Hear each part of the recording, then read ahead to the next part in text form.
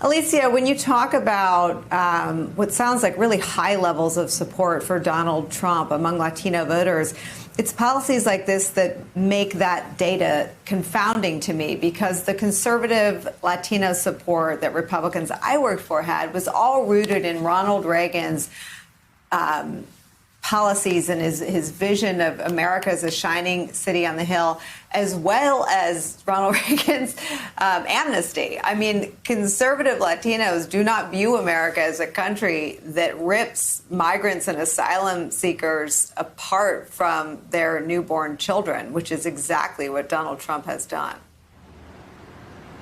Nicole, I do want to make sure that I clarify and underline that, the support that Donald Trump is enjoying from Latinos is certainly not a majority of Latinos in this country. It is simply a slide back to numbers that we have seen in the past, that if this were sort of an ordinary Republican incumbent, these are the numbers that we'd expect.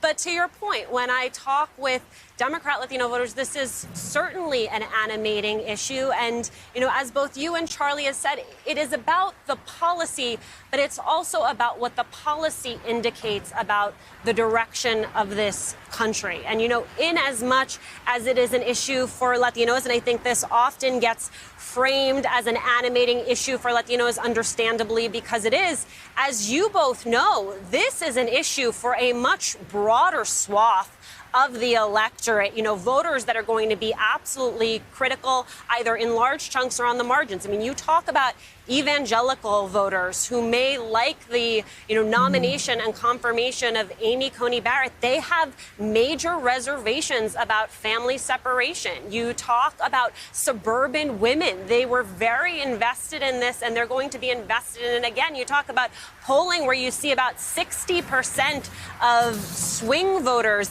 saying that this is an issue for them. And so in as much as this is about Latino voters, it's also about, a lot of these voters that we believe are going to be making the major decision in this election. And Charlie, it came up in this last debate. Let me show you the contrast between these two men. Their kids were ripped from their arms and separated. And now they cannot find over 500 of sets of those parents, and those kids are alone. Nowhere to go. Nowhere to go. It's criminal.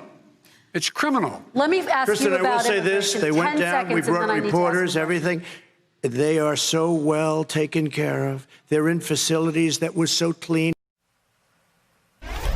Charlie, I'm fixated on this idea of whether or not it could be, under a new administration, found to have been criminal.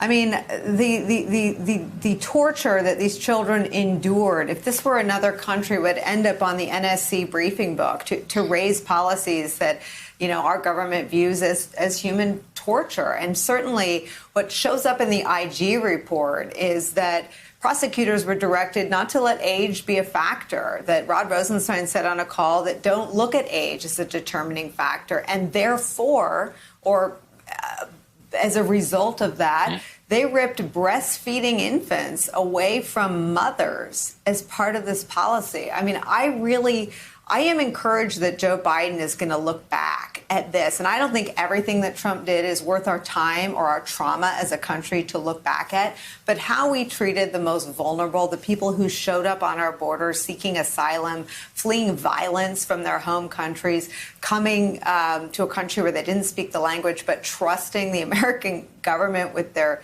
future, is worthy of reexamination. And even if that means looking at whether or not crimes were committed. Well, also, this defines who we are as Americans. Look, in any other context, this is an atrocity. It's an atrocity when it was committed, during the slaveholding era. It was an atrocity when it was committed during the 30s and the 40s. And this is the kind of thing that we think Americans don't do. We think this is something that happened in the past. But if we use just the moral imagination of what it would be like to be there, be present, watch an infant child be ripped from the arms of their mothers. This is not just an issue for Latinos. This is not just an issue for the Hispanic community. This really is a test of what we are as a country, what our values are as a country.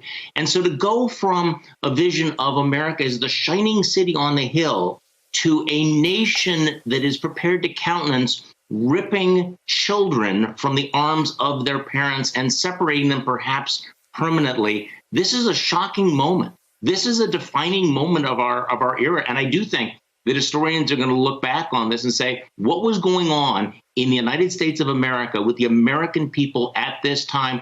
Were they willing to look the other way? Were they willing to actually accept this? Because we have to understand that this is a crime. It is a moral atrocity. And I think most parents can understand that. Oh, you just gave me a chill. I think that's right, Charlie. And the way you talk about it, I think, is the way most human beings talk about it. When you lose your child at the grocery store for 60 seconds, you feel horror. Feeling. The idea that America did that as a policy to families. Alicia, last word goes to you, my friend.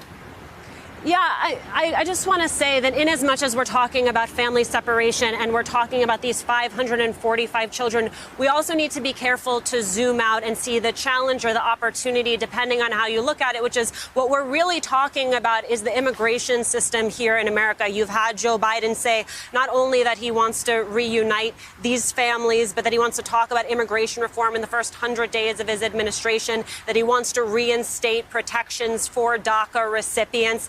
And what I hear from advocates is that a reminder that this is bigger than the 545, that these are just the children who were separated during the 2017 pilot program without information. I mean, there is a whole host of other children whose parents have been deported. And what advocates want to see is those families made whole as well.